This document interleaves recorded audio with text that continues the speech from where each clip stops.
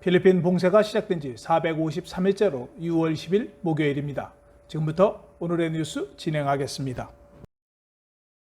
필리핀과 중국은 수교 46주년을 맞아 9일 공개된 두테르테 대통령이 시진핑 중국 주석에게 전한 메시지에서 필리핀과 중국은 더 큰 평화, 발전, 번영을 위한 파트너십으로 유지될 수 있도록 상생 협력을 위해 노력해야 한다고 전했습니다. 두테르테 대통령은 구체적이고 의도적인 협력을 통해 성장하고 깊어진 양국 간의 깊고 지속적인 우정을 강조했습니다. 두테르테 대통령은 세계적인 유행병의 도전에 직면하여 중국의 연대와 지원의 적시 행위는 필리핀이 치유와 경제 회복을 향한 결정적인 조치를 취하는 데 도움이 되었다고 말했습니다. 메트로 마닐라의 낡은 의료 시스템의 한계까지 확장시킨 코로나 바이러스 전염병으로 인해 올해 필리핀 수도는 살기 힘든 도시가 되었습니다. 마닐라는 수요일에 발표된 2021년판 더 이코노미스트 인텔리전스 유닛 글로벌 생활 지수에서 140개 도시 중 109위를 차지했습니다. 이는 2019년 순위보다 6단계 낮았습니다. EIU는 전염병으로 인해 2020년에 보고서를 발표하지 않았습니다. 마닐라의 순위 하락은 전체 점수가 이전 62점에서 53.4로 떨어졌기 때문입니다. 자본 점수의 대부분은 안정성, 의료, 문화 및 환경, 교육 및 인프라를 포함하는 5개의 지표에서 하락했습니다. 미국 국무부는 미국인들에게 필리핀으로의 여행에 대해 재고할 것을 권고했습니다. 지난 4월 미국 질병통제예방센터는 필리핀에 4단계 여행 고지를 발령하면서 여행 금지를 권고했으나 6월 8일 발표된 공지에서 3단계로 하향했지만 여행에 대해 여전히 재고할 것을 권고했습니다. 미국 정부는 필리핀은 코로나19 사례 높은 수준으로 인해 필리핀 여행 경보를 3단계로 배치했습니다.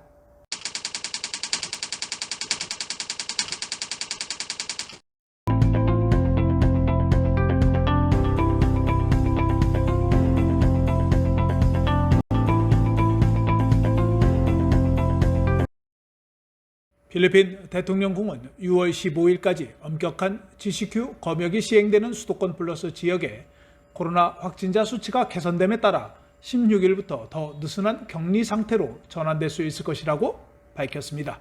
수도권의 중환자실 이용률은 약 53%로 감소했으며 이것은 지역의 격리 수준에 대한 고려사항 중 하나라고 해리 로쿠 대변인이 밝혔습니다.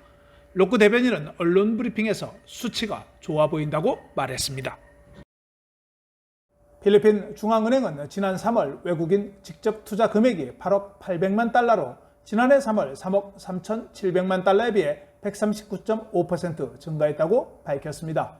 이 총액은 2021년 1분기 외국인 직접 투자 금액이 24억 달러로 지난해 동기 16억 달러에 비해 45.1% 증가했습니다. 지난해 3월은 필리핀 봉쇄가 시작되면서 대부분의 사업장이 문을 닫았었습니다. 디오코노 중앙은행 총재는 올해 외국인 직접 투자가 회복될 수 있다고 전망했습니다. 베트남 정부가 올해 개최 예정인 동남아 경기대회를 연기할 계획이라고 관영 언론이 수요일 발표했습니다. 30일에 동남아시아 경기대회는 11월 21일부터 12월 2일까지 하노이를 비롯한 11개 지역에서 개최 예정이었습니다. 동남아 경기대회는 주최국인 베트남 올림픽위원회는 코로나 전염병의 복잡한 상황으로 인해 31회 시게임을 2022년 7월로 연기하겠다는 제안을 보낸 것으로 알려졌습니다. 방콕에 본부를 둔 시게임위원회는 다음 주 수요일에 만나 결정을 내릴 것이라고 말했습니다. 베트남은 4월 이후 9,000명의 확진자가 발생했으나 예방접종률은 동남아시아에서 가장 낮은 접종률을 보이고 있습니다. 동남아시아 경기대회는 11개국에서 약 7,000명의 선수를 포함하여 2만여 명이 참가 예정입니다. 필리핀 갈베즈 백신 책임자는 메트로 마닐라에서 코로나 백신 부족에 대해 사과했습니다. 메트로 마닐라의 여러 예방접종 장소는 공급이 부족해 이번 주에 일시적으로 폐쇄되었습니다. 갈베즈 장관은 수요일에 지방정부에 사과하고 이번 주에 수백만 개의 새로운 백신이 도착할 것으로 예상됨에 따라 메트로 마닐라는 6월 14일부터 새로운 할당을 받을 수 있을 것이라고 약속했습니다. 갈베즈 장관은 이번 달 초에 출하된 100만 개의 시노박 백신 중 80%가 메트로 마닐라와 8개 인접 또는 확진자 증가 지역으로 할당되었기 때문에 공급이 부족했다고 말했습니다. 필리핀 가찰리안 상원의원은 루존의 2일간 정전으로 인해 70만 가구 이상이 피해를 입었으며 1억 1,600만 페소의 경제적 손실을 초래했다고 목요일 청문회에서 밝혔습니다. 1억 1,600만 페소의 경제적 손실은 메랄코에 대한 경제적 손실이고 다른 전기협동조합에 대한 경제적 손실은 계산되지 않았다고 덧붙였습니다. 가찰리안 상원의원은 필리핀 경제 재개에 대해 매우 염려하기 때문에 이러한 순환 정전은 국가 경제 재개에 매우 악영향을 끼친다고 말했습니다. 한편 에너지부는 루존 지역이 이번 주까지 적색 경보 상태가 발령될 수 있지만 6월 중순에는 더 이상 순환 정전이 발생하지 않는다고 밝힌 바 있습니다. 팔라완 주 전체가 코로나 확진자의 급증으로 인해 재난지역에 처해졌습니다. 지방재난위험 경감관리위원회는 지방정부가 전염병에 대응하기 위해 긴급 및 신속한 대응 자금을 사용할 수 있도록 재난 상황을 선언하는 결의안을 발표했습니다. 지방재난위험 감소 및 관리사무소는 더 많은 식품백, 의약품, 검사키트 및 개인 보호장비를 구입해야 하며 분자실험실을 포함한 추가 시설을 설치해야 한다고 말했습니다. 팔라완은 8일 현재 659명의 확진자를 기록했으며 로아스타운은 123건으로 가장 많은 사례를 기록했습니다. 팔라완의 확진자 급증 이유는 여행 제한 완화 때문이라고 말하고 있습니다. 팔라완에는 검역이 없으며 여행자는 푸에르토 프린세사시에 도착하여 다른 곳으로 이동하고 있다고 말했습니다. 한편 팔라완은 모든 여행자를 대상으로 6월 30일까지 7일간의 시설 기반 검역이 적용됩니다. 보건부 검역국에서 인증한 필수 검역을 완료한 귀국 필리핀 국민은 면제됩니다.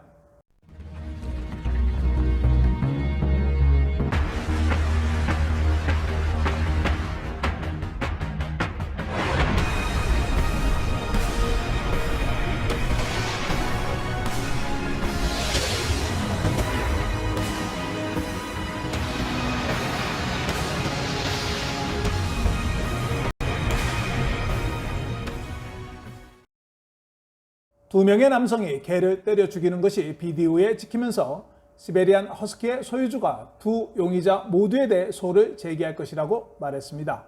바랑가이 홀에서 열린 청문회에서 두 남성은 개가 닭 5마리를 죽였기 때문에 화가 났다고 말했습니다. 두 용의자는 동물복지법에 따라 6개월에서 2년의 징역형에 처해질 수 있습니다. 아테네오 대학교와 라사일 대학교가 코로나 백신 프로그램을 시작했습니다. 라사일 대학교는 고등학생, 학부, 대학원, 법대 학생들을 위한 예방접종 계획을 실시한다고 고지하면서 사전 등록 링크를 게시했습니다. 또한 지난 5월 27일 18,000의 백신을 주문한 아테네오 대학도 제한된 백신으로 인해 우선순위를 지정하여 백신을 접종할 것이라고 고지했습니다. 1순위는 정규직 및 임시직, 직원 등이며 2순위는 연구원, 초청 강사 등이고 3순위는 대학생 순으로 알려졌습니다. 필리핀 교통부는 6월 12일 123번째 독립기념일을 기념하여 MRT 3호선에 대해 무료 탑승을 제공한다고 발표했습니다. MRT 3호선에 대한 무료 탑승은 오전 7시부터 9시까지, 오후 5시부터 7시까지입니다. 필리핀은 1898년 6월 12일 스페인으로부터 독립하였으며 1962년에 국경일로 지정되었습니다. 아이 아버지를 상대로 양육비 소송을 낸 필리핀 여성의 소송 구조 신청을 대법원이 받아들였습니다. 대법원 특별 2부는 필리핀 국적 여성 A씨가 낸 소송 구조 신청을 기각한 원심 결정을 파기하고 최근 사건을 대구 가정법원으로 돌려보냈습니다. A씨는 한국에서 한국인 B씨와 교제하던 중 임신한 뒤 필리핀으로 건너가 2014년 2월 아들 C군을 출산했으며 A씨는 한국에 다시 입국했고 C군은 2020년 2월에 한국에 입국했습니다. A씨는 B씨를 상대로 C군의 친권자 및 양육자로 자신을 지정하고 과거 양육비 2,400만 원과 월 50만 원의 장래 양육비를 지급하라는 내용의 심판 청구를 했으며 법원은 지난해 12월 C군의 친권자 및 양육자로 A씨를 지정하고 B씨는 A씨에게 과거 양육비로 450만 원을 장래 양육비로 아들이 성년에 이르는 전날까지 월 30만 원씩을 지급하라고 결정한 바 있습니다. 한편 A씨는 이에 불복해 항고하면서 외국인으로서 정상적인 의사소통이 어려울 뿐만 아니라 경제적 자력이 부족해 변호사 비용을 댈 능력이 없다며 변호사 비용에 대한 소송 구조 신청을 했지만 법원은 이를 기각했으며 이에 A씨는 재항고를 했습니다. 재판부는 A씨는 본인의 재산 상태를 소명할 자료로 필리핀 지방자치단체가 발급한 빈곤계층 증명서를 제출했다며 A씨의 국적, 연령, 직업의 유무, 가족관계 및 주거 형태 등에 비추어 보면 민사소송법상 소송 구조에 관한 규정이 요구하는 소송 비용을 지출할 자금 능력이 부족하다는 점에 대한 소명이 되었다고 볼 여지가 있다고 설명했습니다.